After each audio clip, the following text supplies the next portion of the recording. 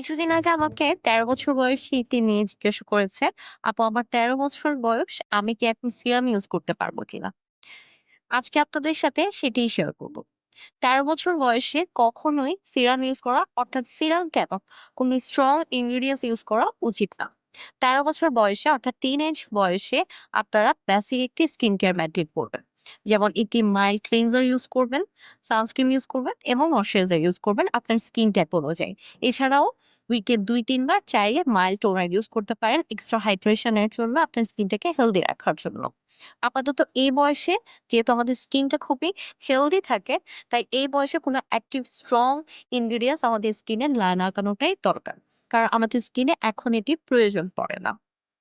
তাই এখন এই বয়সে আমি সাজেস্ট করব আপনাদেরকে একটি বেসিক স্কিন কেয়ার, অর্থাৎ একটি মাইল্ড ক্লিনজার দিয়ে স্কিনটাকে ভালো করে ওয়াশ করে নিবেন। এরপর একটি ময়েশ্চারাইজার এবং সানস্ক্রিন আপনার স্কিন টাইপ অনুযায়ী চুজ করে এটি ইউজ করবেন। এতে করে আপনার স্কিন থাকবে হেলদি এবং গ্লোয়িং। এরপর আরো ইনফরমেটিভ ভিডিও পেতে একটি লাইক দিয়ে যাবেন।